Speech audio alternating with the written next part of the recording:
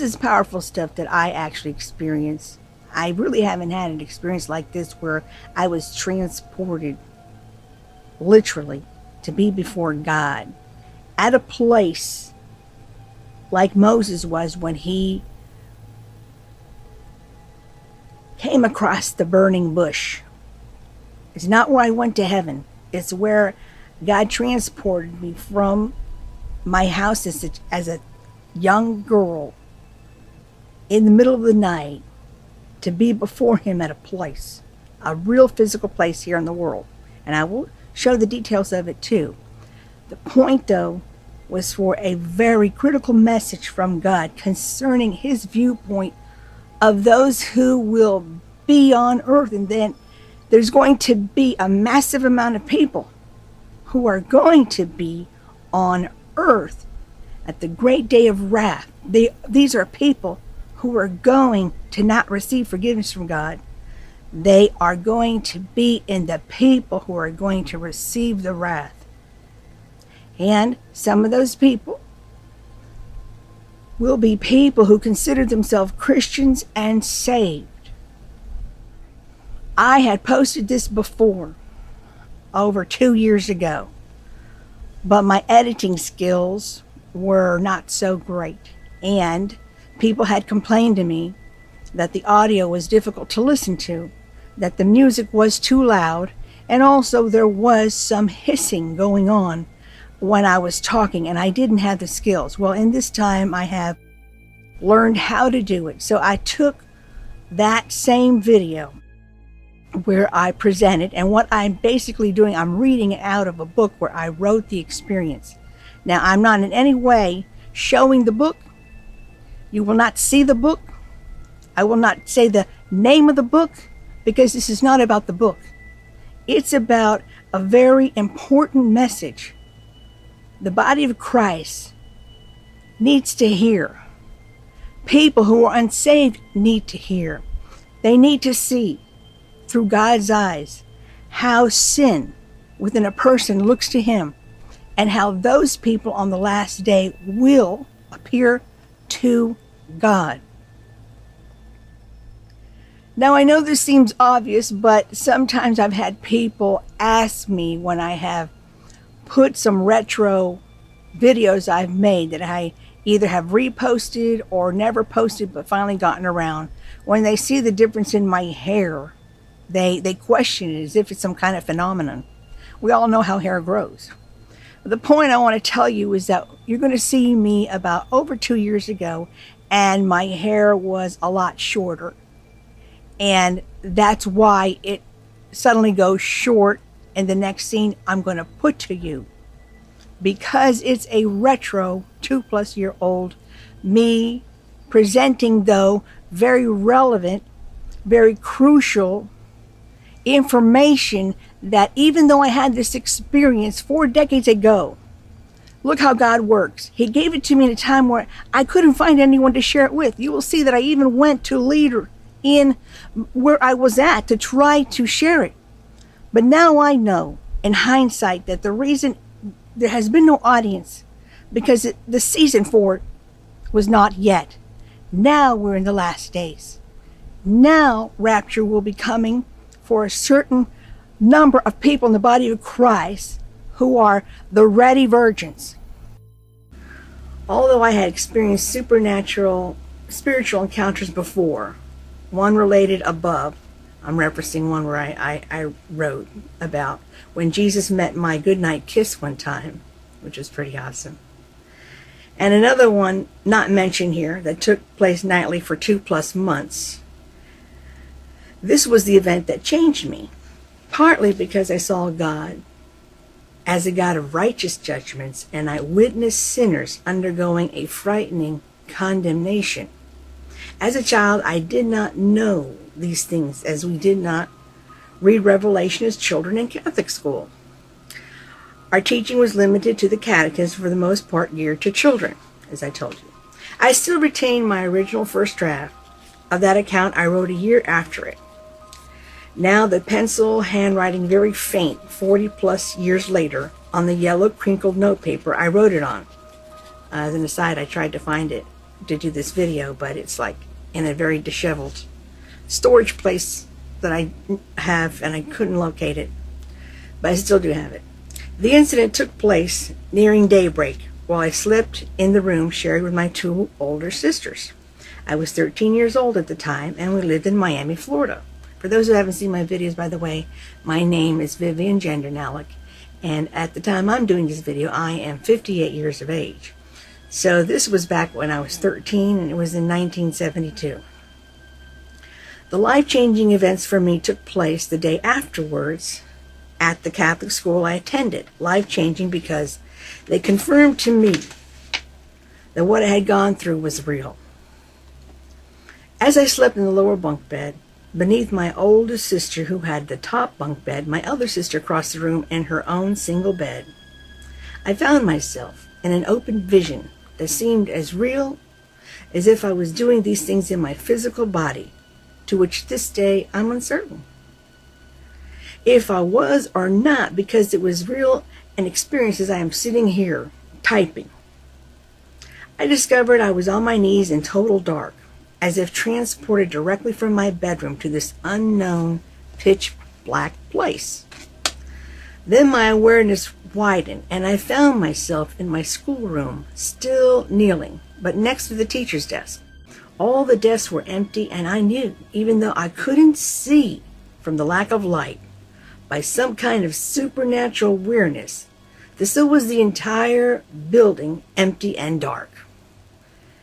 Now I'm supplying here a composite picture that I have of that school. And the name of that school, by the way, and the school's still there now, is St. Brendan's Elementary School.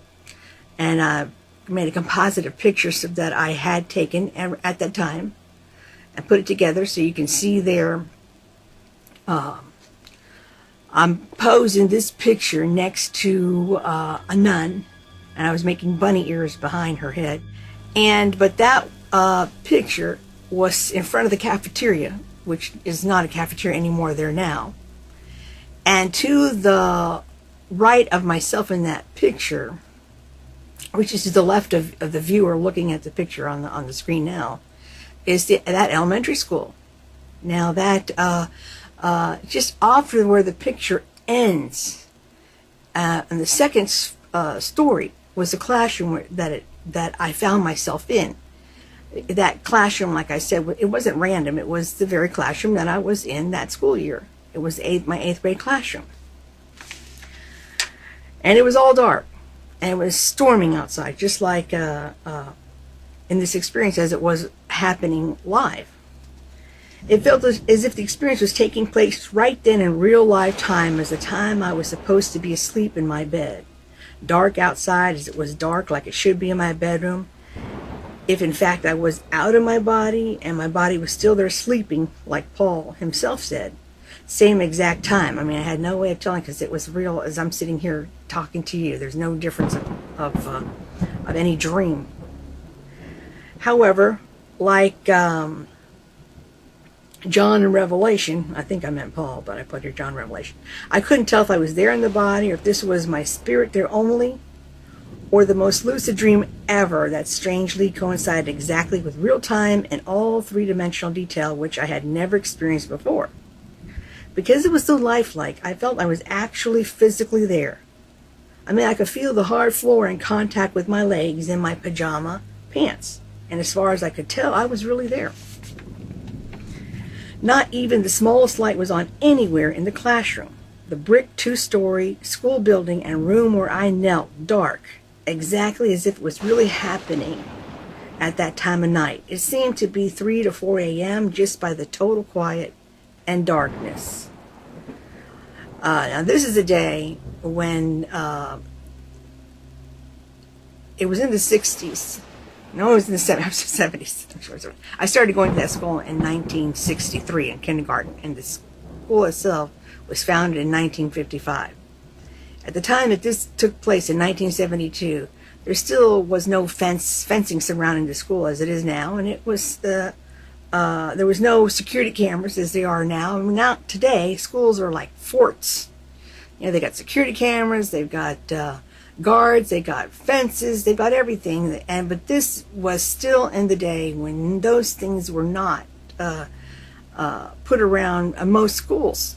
And this school was completely dark. I was by myself in there, inside my classroom, that I had just been in there a few hours before going to school. Only the lightning bolts, accompanied by shattering thunder, occasionally lit the otherwise dark and desolate classroom that was my normal classroom during the days. By the way, I'm reading this without glasses because I'm sitting next to my computer, and I want to avoid a glare. Reading glasses, I'm squinting a little bit, but I'm trying to read this so not to give you a terrible glare on the glasses. For a few seconds I was alone until I heard a voice, medium of tone and full of power. Without having to be told, I knew the voice belonged to no other than God. I had never heard God talk before, but I didn't have to be told it was God. I just knew. Now, I didn't see God's face. It was just his voice. And his voice was like in front of me, above in the air as I knelt down. So this is kind of interesting because looking back to it, I was put in a kneeling position. I was delivered to that room in a kneeling position, not knowing that I was going to be in the presence of the Almighty God. So God, being high and mighty, had me delivered there kneeling down. A servant kneeling down, a child before him. And that's where I found myself, kneeling. And then the voice that I knew was God, as soon as he spoke, was about maybe 5 feet above me, speaking down to me. As God told me he was going to end the world. And when he said that, I thought he meant right that night. However, he did not specify that, as he went on elaborating on the evil that was going on within the world. As he spoke, my young mind could not perceive the horror of the things he said. But towards the end of his talk to me, I could not find a reason to debate his decision, as his decision was totally justified by the level of evil he revealed. Instead of the conversation coming to a close as I anticipated, God split the room, starting from the center of its floor, until I found myself kneeling at the outermost atmosphere of the world. Now, I have tried to find a picture to even come close, and I have to actually meld images together because I really cannot. Because I am not trained in computer graphics. Everything I do here is just amateur. But I cannot make such a picture because I found that I was kneeling once there before the desk, and then this floor split without my even moving forward. God just split that floor, and I was inches looking down through the material of the building split.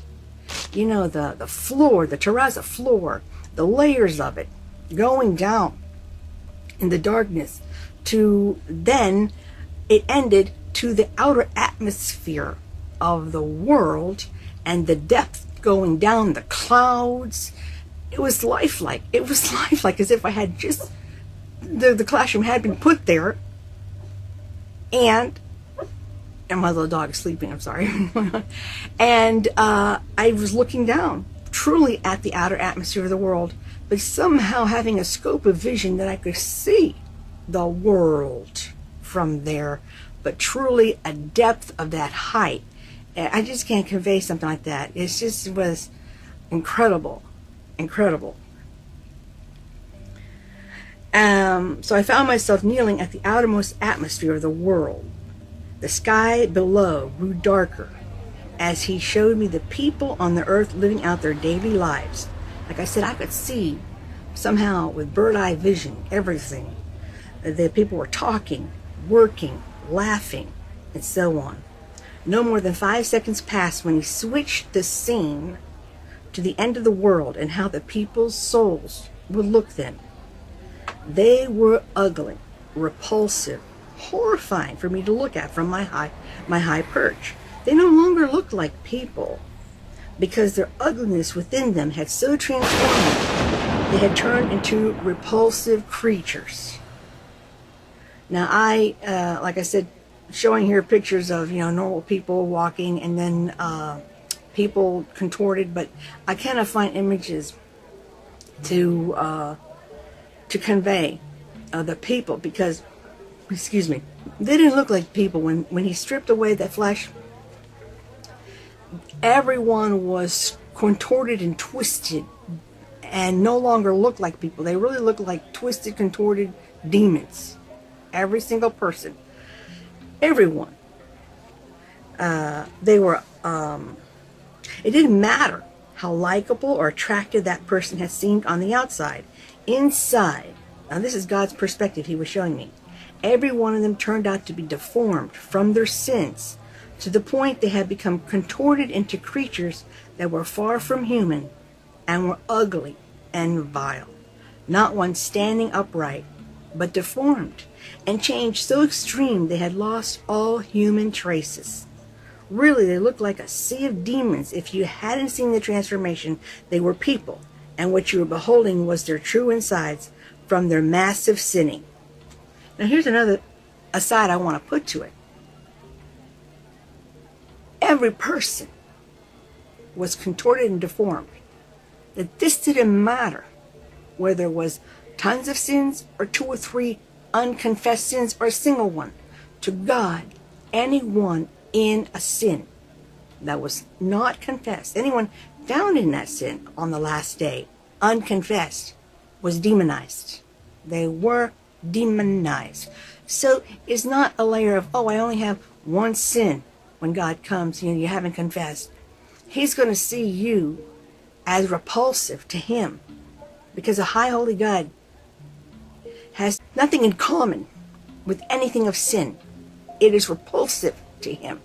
So he will see you. See, what God was showing me was his view of anyone in sin. And I could see that everybody, no matter how many sins or how little sins, to God was repulsive.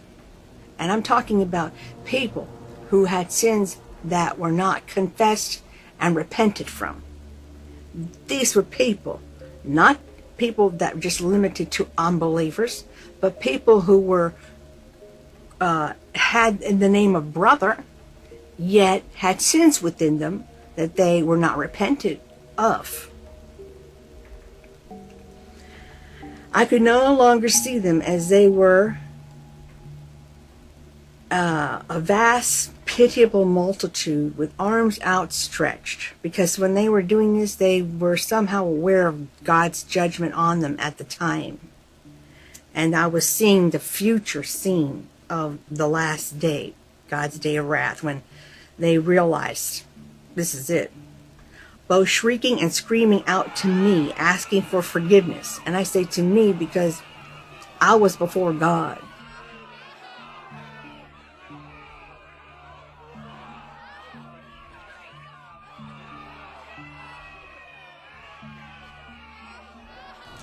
I received the impression without words that these were people who had thought the devil's lies were entirely true.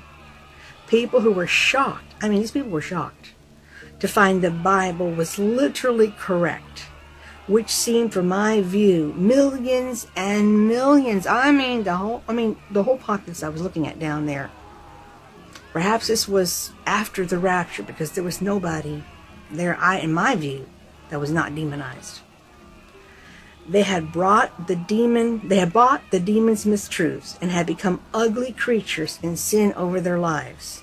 And now they suddenly discovered they were in righteous judgment and condemned rightfully before a holy God.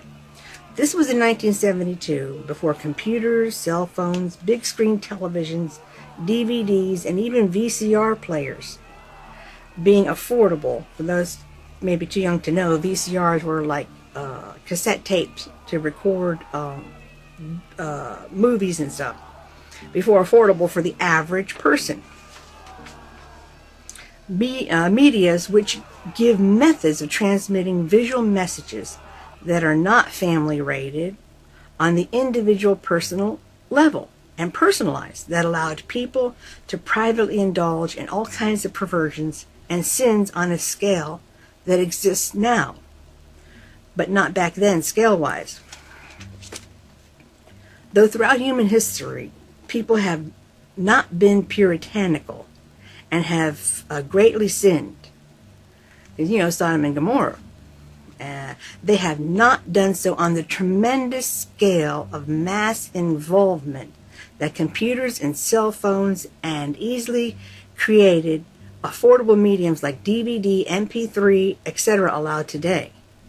I mean, we even have children. Satan reigns in the houses through these things. People voluntarily every day make a decision to turn on that tube and let Satan reign and direct the whole family.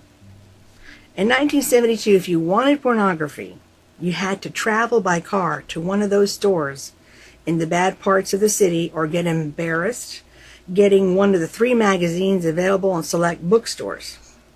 If you wanted to bully someone, you could only do so by traveling in person. There were no cell phones with cameras available to humiliate or tempt people with. So for my frame of reference, I couldn't understand then how so many people could have vile interiors, could be also corrupt. Well, fast forward to now. I know now. This is changed. It is something in the hands of everybody. Something that Satan reaches everybody with. It's impossible not to escape it. In the early 70s, these kinds of sins happening stayed secret for the most part. But today, you are just about considered a nerd if you don't interact on these kinds of activities, which is now considered many a person's right and healthy expression, thanks to the enemy's very layered and well-crafted plans to make sin seem right and not sinning seem wrong.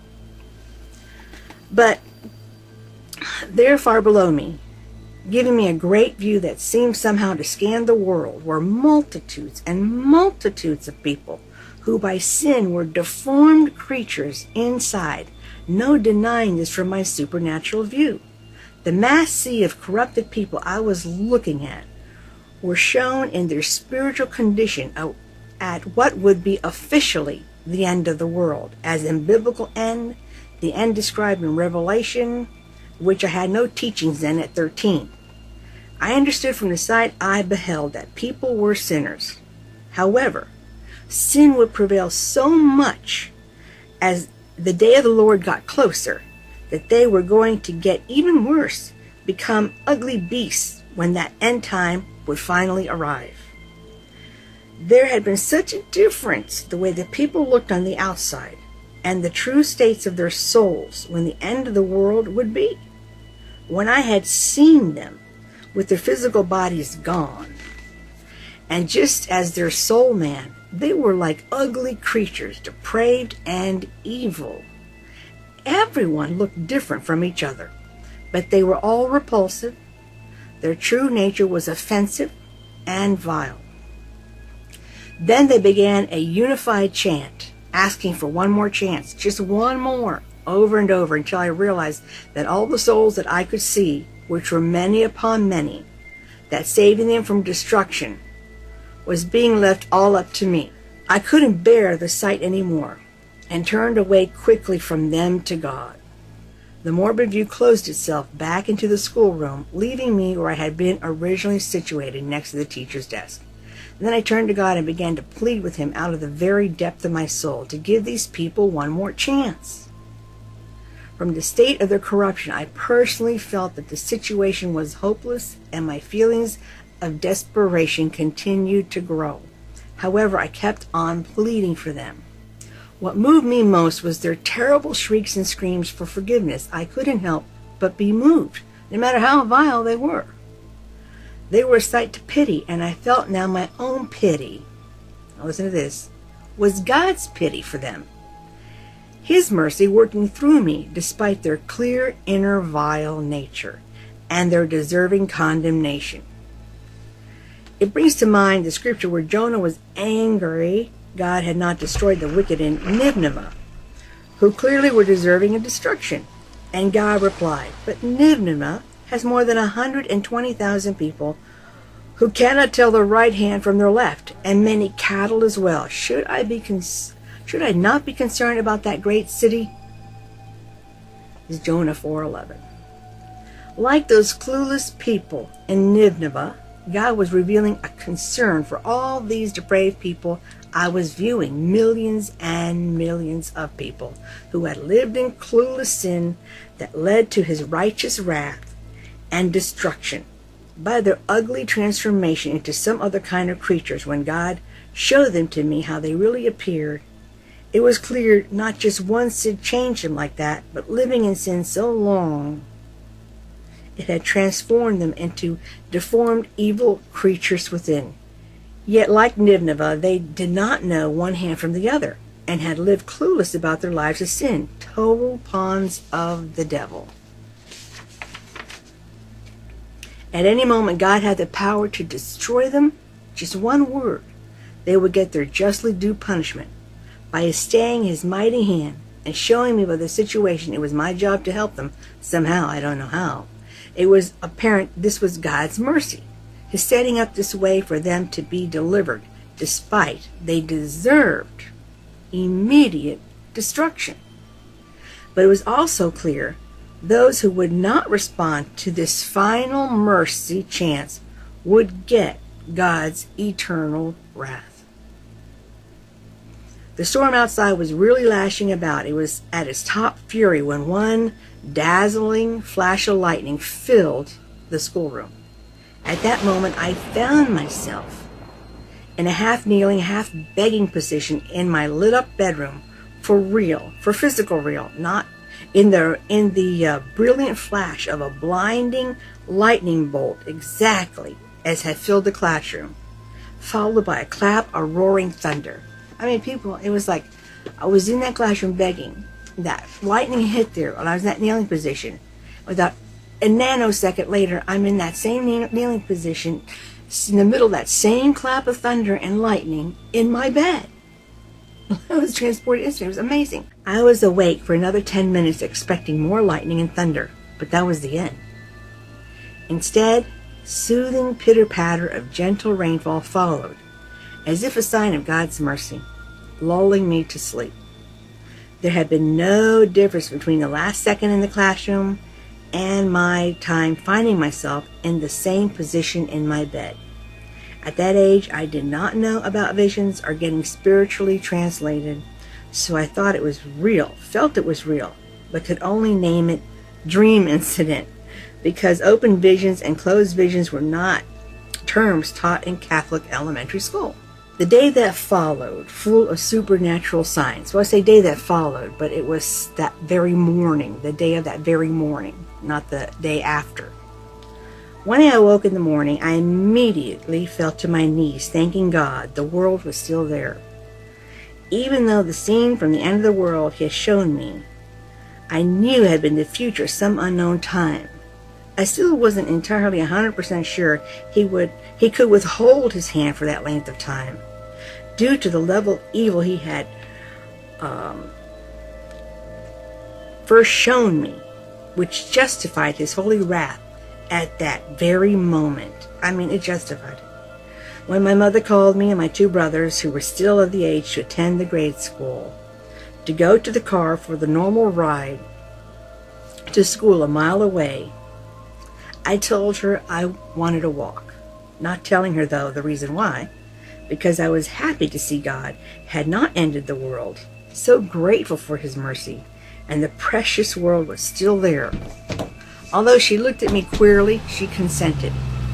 I strolled happily to school, stopping often to look at flowers, inhale the fresh morning air, and laugh at the iridescent rays of the sun that played on the street I walked. I mean, people, it was so real that I felt we had gotten a sentence spared from destruction. If you'd gone through it, you would be the same way. It was a gorgeous day that could validate any miracle.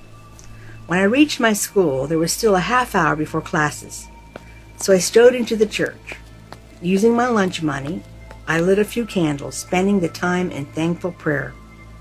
It was, however, when I was inside my class that I noticed something unusual about myself. I was looking at the classroom door, half swaying between shutting and opening. Its indecisive manner led me to wish it would open fully. At that thought it did, as if an invisible person pulled it back. Amazed, I wished it to close. Instantly it did, just like that same person complied with my desire. By now my emotions were rising as my teacher was deciding who was going to read. In my mind, I directed her to pick me, and she did. For the rest of the day, everything obeyed my thoughts, or that is how it seemed to my mind, ignorant of Old Testament stories, how God worked directly through prophets like Elijah. So at their word to strike someone with fire, fire would come down from heaven, with the prophet not the power, but it being God responding to the prophet for confirmation to those God was really behind the prophet's words. But to uneducated me, who had only seen something like this done by the magician Uri Geller, popular back then in the USA, it appeared as if by my thought the door opened and closed several times, not knowing God sometimes would do whatever signs a prophet said to others in order to prove that prophet was a servant of his, and confirm a message a prophet had received was indeed from God.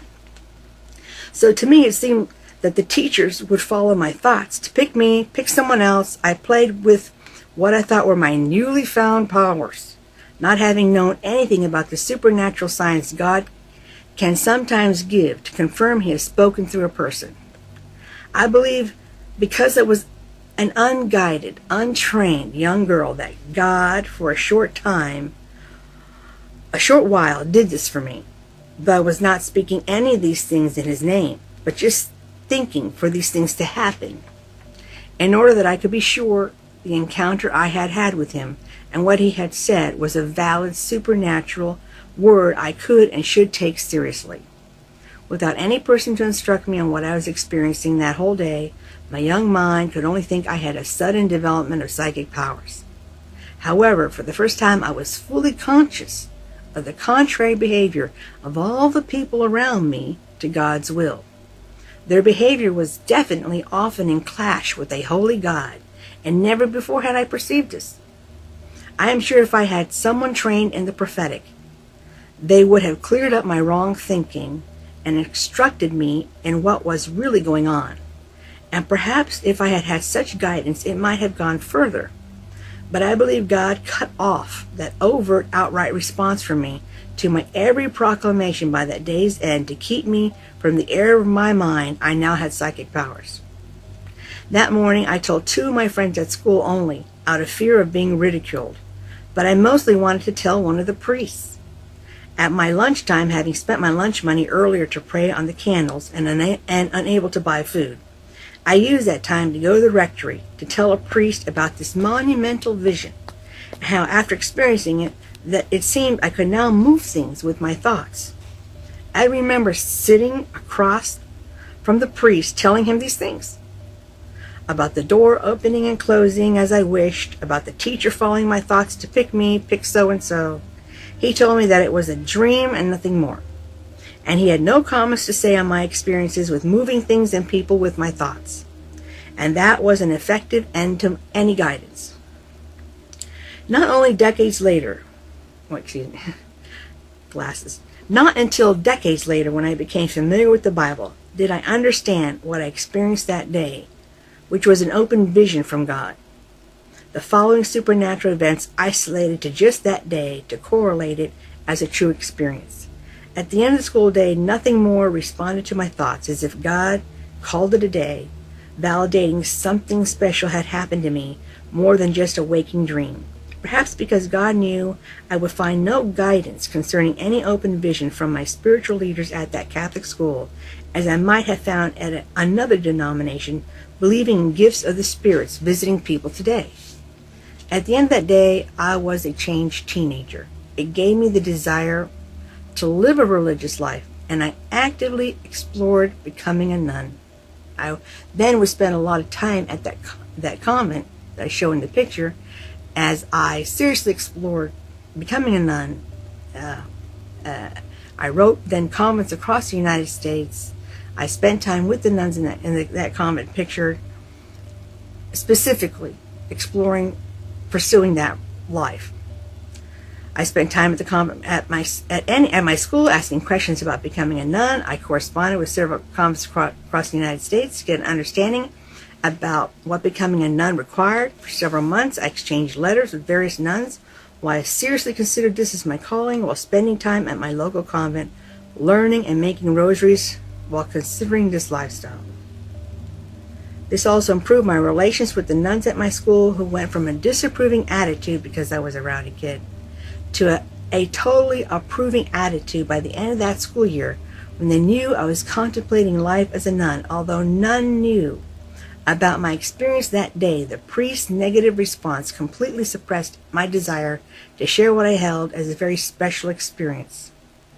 The only thing that kept me from joining was I was not set up to wake up at 4 a.m., live in cold weather, having lived in Florida all my life, and be ready to live a gypsy life going to whatever convent in the world I was ordered to go to for as little or as long as told, and gladly as obedient to one's religious superiors was the foundation of that life. Since that time, I've had other supernatural experiences which have led me to firmly believe we are in the last days. As I had seen in the vision, it definitely appears God's judgment is on the horizon, and because of that, the demonic principalities are increasing their warfare against us to snare as many as possible to embrace the depravity and evil God had let me see within the people as acceptable, and view righteousness as an offense. I want to pause a moment to interject to this to you. If you want to know how to not be found as one of those in the sea of sinners, watch my video, The Second Unpardonable Sin, all the way to the end. Some people, they jump to conclusions over the title and they think they have the knowledge. Well, this is also another way many people make grand scriptural errors by the Bible. They leap to conclusions without actually reading the verses. If you see it all the way to the end, you will have the basic knowledge. In closing, I'm sharing with you a Holy Spirit inspired song that I wrote in response to that darkened understanding.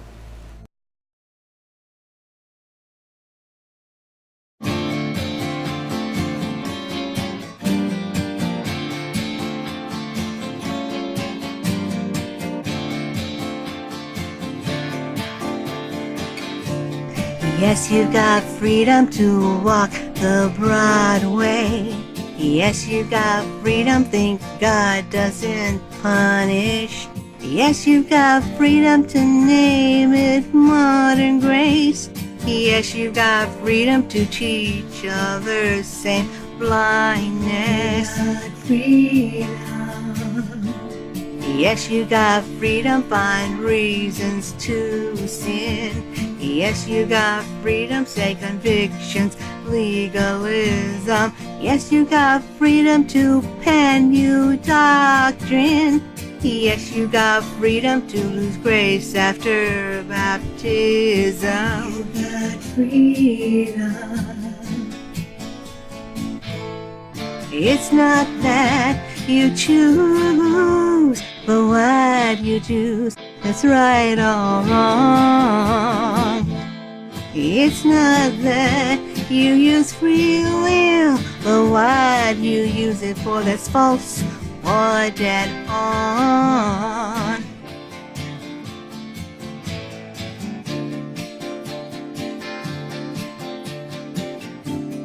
Yes, you got freedom to do it your own way.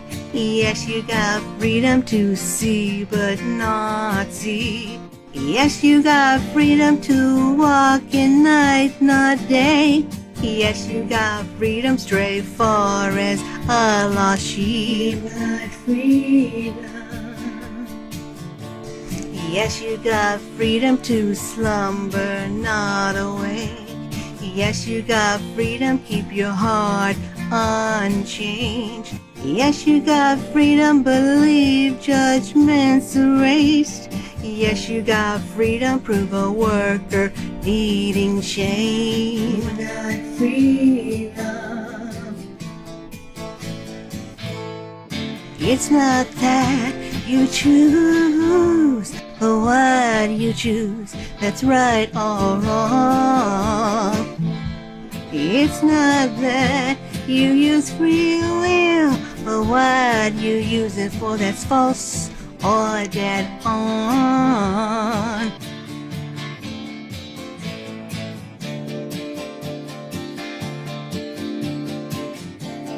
Yes, you got freedom to refuse the truth. Yes, you got freedom, pay rebellion, any lie. Yes, you got freedom, misuse free will given you. Yes, you got freedom to choose to die.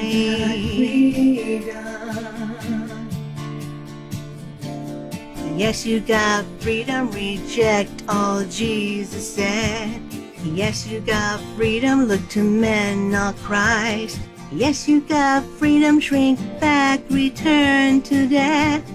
Yes, you got freedom to be blotted from book of life.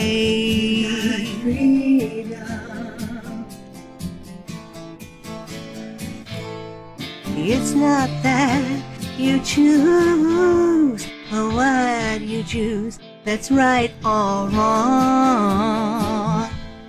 It's not that you use free will, but what you use it for that's false or dead on.